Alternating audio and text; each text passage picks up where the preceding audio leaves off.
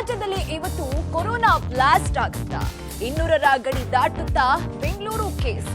ಜನವರಿಯತ್ತ corona case ಏರಿಕೆ fix. ವಿಶ್ವ ಆರೋಗ್ಯ ಸಂಸ್ಥೆಯ ಎಚ್ಚರಿಕೆ ಇತ್ತು.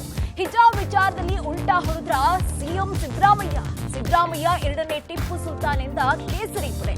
ಇದರ ಜೊತೆಗೆ ಮತ್ತೊಂದಿಷ್ಟು ಸುದ್ದಿಯನ್ನ ನೋಡ್ತಾ ಹೋಗೋಣ. ಕರ್ನಾಟಕ ಟಾಪ್ 20.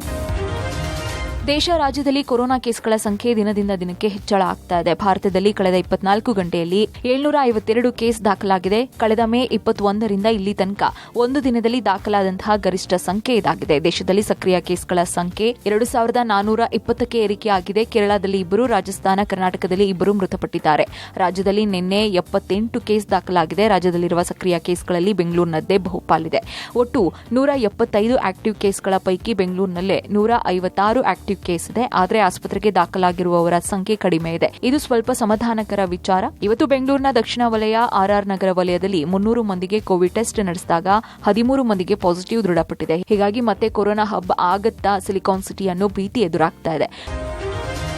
ದೇಶ ರಾಜ್ಯಕ್ಕೆ ಕೊರೋನಾ ಬಿಗ್ ಶಾಕ್ ಕೊಟ್ಟಿದೆ. ಕೊರೋನಾ ದಿನೇ ದಿನೇ ಹೆಚ್ಚಳ ಆಗ್ತಾ ಇದ್ದು ವಿಶ್ವ ಆರೋಗ್ಯ ಸಂಸ್ಥೆ ಎಚ್ಚರಿಕೆಯನ್ನ ಕೊಟ್ಟಿದೆ. ಒಂದು ತಿಂಗಳಿಗೆ ಜಾಗತಿಕವಾಗಿ ಕೊರೋನಾ 52% ಕೇಸ್ಗಳ ಸಂಖ್ಯೆ ಹೆಚ್ಚಾಗಿದೆ. ಸಾವಿನ ಪ್ರಮಾಣ ಕೂಡ 25 ದಿನದಲ್ಲಿ 8% ಏರಿಕೆ ಕಂಡಿದೆ ಅಂತ ವಾರ್ನಿಂಗ್ ಕೊಟ್ಟಿದೆ. ಇನ್ನು ಈ ಮಧ್ಯೆ ಗಂಭೀರ ಆರೋಗ್ಯ ಸಮಸ್ಯೆ ಇರೋರು ಎಚ್ಚರಿಕೆಯನ್ನು ವಹಿಸಿಕೋಬೇಕು ಅಂತ ಜಯದೇವ ಆಸ್ಪತ್ರೆ ಮುಖ್ಯಸ್ಥರಾದಂತಹ ಡಾಕ್ಟರ್ ಮಂಜುನಾಥ್ ಹೇಳಿದ್ದಾರೆ. ಡಿಸೆಂಬರ್ ಜನವರಿಯಲ್ಲಿ ವೈರಲ್ ಇನ್ಫೆಕ್ಷನ್ ಹೆಚ್ಚಾಗುತ್ತೆ. ಇದು ಒಮಿಕ್ರಾನ್ನ ಹಳೆ ವೈರಸ್. ಟೆಸ್ಟಿಂಗ್ ಹೆಚ್ಚಳ ಆಗ್ತಾ ಇದ್ದಂತೆ ಸೋಂಕು ಕೂಡ ಹೆಚ್ಚಾಗುತ್ತೆ. ಮುನ್ನೆಚ್ಚರಿಕೆ ಕ್ರಮವನ್ನು ವಹಿಸಬೇಕು. ಆತಂಕ ಪಡುವ ಅವಶ್ಯಕತೆ ಇಲ್ಲ. ಹೃದಯ ಸಂಬಂಧಿ ಸಮಸ್ಯೆ ಇರೋರು ಮುನ್ನೆಚ್ಚರಿಕೆಯನ್ನು ತಗೋಬೇಕು ಅಂತ ಮನವಿ ಮಾಡಿಕೊಂಡ್ರು. ಮುನ್ನೆಚ್ಚರಿಕೆ ಅಗತ್ಯ, ಭಯ ಪಡುವ ಅವಶ್ಯಕತೆ ಇಲ್ಲ. ಇದು ಹರಡುವಿಕೆ ಇದ್ರೂ ಕೂಡ ತೀವ್ರತೆ ಕಡಿಮೆ ಇದೆ. ಆದರೆ ಇದು ತೀವ್ರತೆ ಕಡಿಮೆ ಇದೆ ಅಂದ್ಬಿಟ್ಟು ನಾವು ಅದನ್ನು ತುಂಬ ಲೈಟಾಗಿ ಲಘುವಾಗಿ ಪರಿಗಣಿಸಬಾರ್ದು.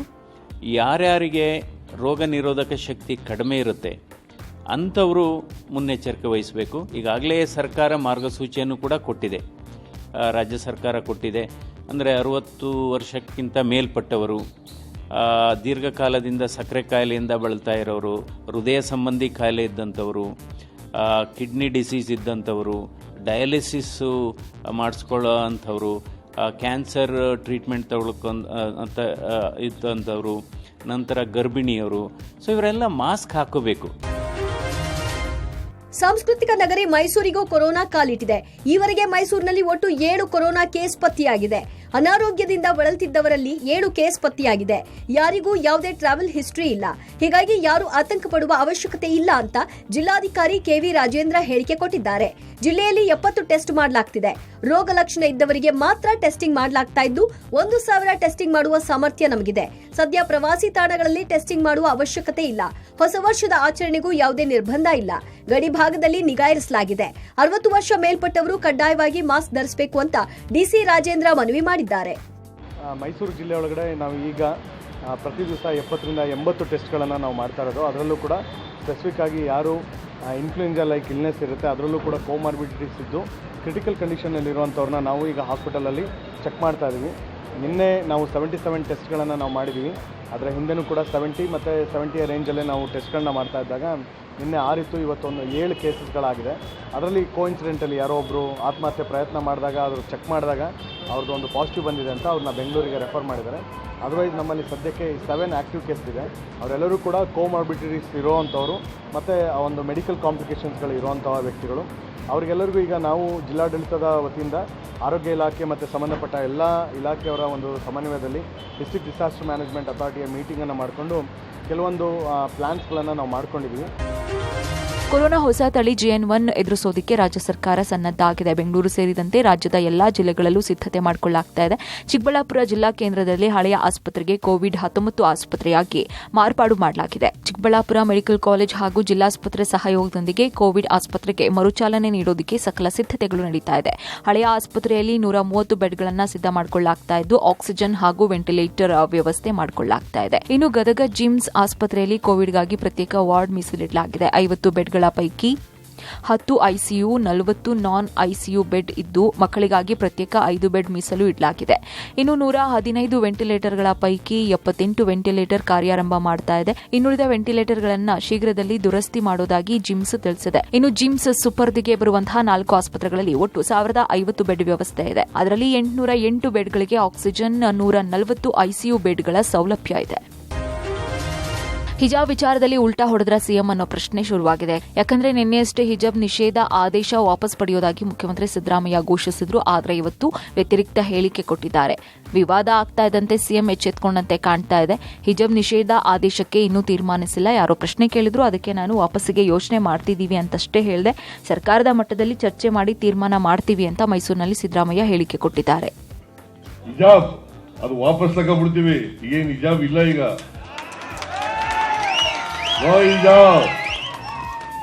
ಹಿಜಾಬ್ ಹಾಕೊಂಡು ಹೋಗ್ಬೋದು. ಈಗ ಗೊತ್ತಾಯ್ತಾ?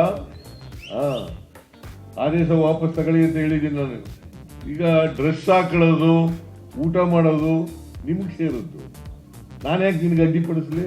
ಸರ್, ಈಗ ನಿನ್ನೆ ನೀವು ಹಿಜಾಬ್ ವಿಚಾರ ಮಾತಾಡಿದ್ರೆ ಈ ಶೈಕ್ಷಣಿಕ ವರ್ಷದಿಂದಲೇ ಜಾರಿ ಈ ಶೈಕ್ಷಣಿಕ ವರ್ಷ ಏನು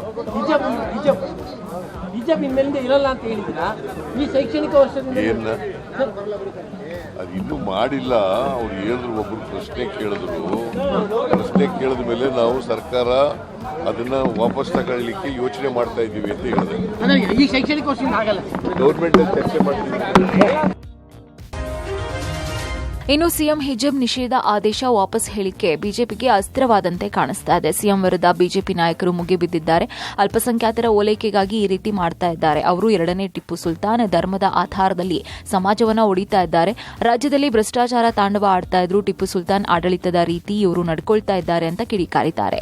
ಇನ್ನು ಸಿದ್ದರಾಮಯ್ಯ ಯೂನಿಫಾರ್ಮ್ಗೆ ಹಿಜಾಬ್ ಜೋಡಿಸ್ತಾರೋ, ಯೂನಿಫಾರ್ಮ್ ಕಡ್ಡಾಯ ಅನ್ನೋದು ತೆಗಿತಾರೋ, ಸರ್ಕಾರಕ್ಕೆ ಇದು ಶೋಭೆ ತರಲ್ಲ, ಕಾಂಗ್ರೆಸ್ಗೆ ಜನರೇ ತಕ್ಕ ಪಾಠ ಕಲಿಸ್ತಾರೆ ಅಂತ ಕೇಸರಿ ಪಡೆ ವಾಗ್ದಾಳಿಯನ್ನು ನಡೆಸಿದೆ.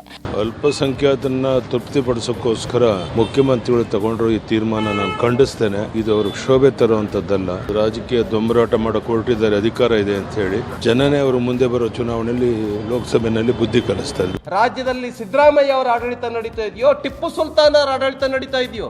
ನಾವಂದ್ಕೊಂಡಿದ್ವಿ ಸಿದ್ದರಾಮಯ್ಯ ಅವರು ಒಳ್ಳೆ ಆಡಳಿತವನ್ನ ಕೊಡ್ತಾರೆ ಅಂತೇಳಿ.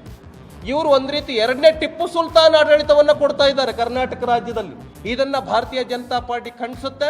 ಇನ್ನು ಸಿದ್ದರಾಮಯ್ಯ ಅವರ ಹೇಳಿಕೆ, ಆ ಆದೇಶ ನಮ್ಮ ಕೈಗೆ ಸಿಗಲಿಲ್ಲ. ಒಂದು ವೇಳೆ ಅವರು ಅದನ್ನು ವಾಪಸ್ ರದ್ದುಪಡಿಸುವಂತ ಆದರೆ ಸಿದ್ದರಾಮಯ್ಯ ಅವರ ಸರ್ಕಾರ ಜೇನುಗೂಡಿಗೆ ಕೈ ಹಾಕಿದೆ ಅಂತ ಹೇಳಲಿಕ್ಕೆ ನಾನು ಬಯಸ್ತಿದ್ದೇನೆ. ಹಿಜಾಬ್ ನಿಷೇಧ ಮಾಡಿರಲಿಲ್ಲ, ಶಾಲೆಗಳಲ್ಲಿ ಯೂನಿಫಾರ್ಮನ್ನು ಕಡ್ಡಾಯ ಮಾಡಿತ್ತು. ಈಗ ಮಾನ್ಯ ಮುಖ್ಯಮಂತ್ರಿಗಳು ಸಿದ್ದರಾಮಯ್ಯನವರು ಯೂನಿಫಾರ್ಮಿಗೆ ಹಿಜಾಬ್ ಜೋಡಿಸ್ತಾರೋ ಅಥವಾ ಯೂನಿಫಾರ್ಮನ್ನು ಕಡ್ಡಾಯ ಅನ್ನೋದು ತೆಗಿತಾರೋ? ಈಗಿರೋ ಪ್ರಶ್ನೆ ಇಷ್ಟೇ. ಹಿಜಾಬ್ ನಿಷೇಧ ಆದೇಶ ವಾಪಸ್ಗೆ ಹಿಂದೂ ಸಂಘಟನೆಗಳು ತೀವ್ರ ಆಕ್ರೋಶ ವ್ಯಕ್ತಪಡಿಸಿವೆ. ಸಿಎಂ ಸಿದ್ದರಾಮಯ್ಯ ಘೋಷಣೆ ವಿರುದ್ಧ ಹೋರಾಟ ಮಾಡ್ತಿವೆ. ಎಲ್ಲಾ ಶಾಲಾ ಕಾಲೇಜು ವಿದ್ಯಾರ್ಥಿಗಳು ಕೇಸರಿ ಶಾಲು ಹಾಗೂ ಪೇಟ ಹಾಕೊಂಡು ಬರಲು ಕರಪತ್ರ ಹಂಚಿ ಕರೆ ನೀಡುವುದಾಗಿ ಮುತಾಲಿಕ್ ಎಚ್ಚರಿಕೆ ಕೊಟ್ಟಿದ್ದಾರೆ. ಹಿಂದೂ ಜನಜಾಗೃತಿ ಸಮಿತಿಯ ವಕ್ತಾರ ಮೋಹನ್ ಗೌಡ ಮಾತನಾಡಿ, ಕಾಂಗ್ರೆಸ್ ಕರ್ನಾಟಕ ರಾಜ್ಯವನ್ನ ಮತಾಂಧ ಟಿಪ್ಪು ಸುಲ್ತಾನ್ ರಾಜ್ಯವನ್ನಾಗಿ ಮಾಡ್ತಿದೆ. ಇನ್ನು ಮುಂದೆ ಶಾಲೆಗಳಲ್ಲಿ ಕೇಸರಿ ಶಾಲು ಹಾಕೋಕೆ ಅವಕಾಶ ಕೊಡುತ್ತಾ ಪಿಎಫ್ಐ ಸಿಎಫ್ಐ ಓಲೈಕೆಗೆ ಕಾಂಗ್ರೆಸ್ ಸರ್ಕಾರ ಮುಂದಾಗಿದೆ ಅಂತ ಕಿಡಿಕಾರಿದ್ದಾರೆ. ಇನ್ನು ಸಿದ್ದರಾಮಯ್ಯ ಹೇಳಿಕೆಯನ್ನ ಚಿಂತಕ ಚಕ್ರವರ್ತಿ ಸೂಲಿಬೆಲೆ ಖಂಡಿಸಿದ್ದಾರೆ. ಕಾಂಗ್ರೆಸ್ ಒಂಥರ ಮುಸ್ಲಿಂ ಪಾರ್ಟಿ ಆಗಿದೆ. ಮುಸ್ಲಿಂ ಮತಗಳನ್ನ ತಮ್ಮತ್ತ ಸೆಳೆಯುವುದೇ ಅವರ ತಂತ್ರ. ಮುಸ್ಲಿಂ ಸಮುದಾಯಕ್ಕೆ ಸಿಎಂ ಮಾಡ್ತಿರುವ ಅನ್ಯಾಯ ಇದು ಅಂತ ಚಕ್ರವರ್ತಿ ಸೂಲಿಬೆಲೆ ವಾಗ್ದಾಳಿ ನಡೆಸಿದ್ದಾರೆ. ಮುಸ್ಲಿಂ ಓಟ್ಗೋಸ್ಕರ ಏನ್ ಬೇಕಾದ ಮಾಡ್ತಾರೆ ಅಂತ ಅನ್ನೋದಕ್ಕೆ ಇದೊಂದು ಜ್ವಲಂತ ಉದಾಹರಣೆ ಸುಪ್ರೀಂ ಕೋರ್ಟ್ ನಲ್ಲಿದೆ. ಇನ್ನು ಯಾವುದೇ ಅವರು ಹೇಳಿಲ್ಲ ಸುಪ್ರೀಂ ಕೋರ್ಟ್ನವರು. ನೀವ್ಯಾರು ವಾಪಸ್ ತಗೊಳಕ್ಕೆ? ಹೈದು ಸುಪ್ರೀಂ ಕೋರ್ಟ್ ಜಡ್ಜ ನೀವು? ಏನ್ ಬೇಕಾದ ಮಾತಾಡೋದ ಮುಸ್ಲಿಮರು ಓಟಿಗೋಸ್ಕರ? ನಾಚಿಕೆ ಮಾನ ಮರ್ಯಾದೆಯಲ್ಲಿ ಎಲ್ಲಿಟ್ಟಿದ್ದೀರಿ ನೀವು? ಸೊ ಕಾಂಗ್ರೆಸ್ ಸರ್ಕಾರದ ಈ ನೀತಿಯನ್ನು ಧಿಕ್ಕರಿಸ್ತಾ ಇದ್ದೀವಿ ನಾವು. ಈ ಹೇಳಿಕೆಯನ್ನು ವಾಪಸ್ ತಗೊಳ್ಳಬೇಕು. ಸಿದ್ದರಾಮಯ್ಯನವರು ಅಧಿಕಾರಕ್ಕೆ ಬಂದಾಗಲಿಂದ ಇದಕ್ಕಿಂತಲೂ ಭಿನ್ನವಾದ ನಿರೀಕ್ಷೆ ನಮ್ಗಳದೇನೂ ಇರಲಿಲ್ಲ. ಕಾಂಗ್ರೆಸ್ ಒಂಥರ ಮುಸ್ಲಿಂ ಪಾರ್ಟಿಯಾಗಿ ನಿರ್ಮಾಣಗೊಂಡ್ಬಿಟ್ಟಿದೆ. ಅವರಿಗೆ ಕಾನೂನಿನ ಮೇಲೆ ವಿಶ್ವಾಸ ಇಲ್ಲ, ಅಥವಾ ಕಾನೂನು ಹೇಳಿದ್ದನ್ನು ಒಪ್ಕೋಬೇಕು ಅನ್ನುವಂತ ಯಾವುದೇ ಧಾವಂತವೂ ಇಲ್ಲ, ಅಥವಾ ಒಟ್ಟಾರೆ ಅವ್ರಿಗೆ ಇರೋದು ಒಂದೇ ಏನು ಅಂತಂದ್ರೆ ಹೇಗಾದ್ರೂ ಮಾಡಿ ಮುಸ್ಲಿಂ ವೋಟ್ಸ್ ಅನ್ನ ತಮ್ಮದಾಗಿಸ್ಕೊಳ್ಬೇಕು ಅನ್ನೋ ದೃಷ್ಟಿಯಿಂದ ಕಾಂಗ್ರೆಸ್ ಒಂದು ಮುಸ್ಲಿಂ ಪಾರ್ಟಿಯಾಗಿ ಪರಿಣಮಿಸಿದೆ.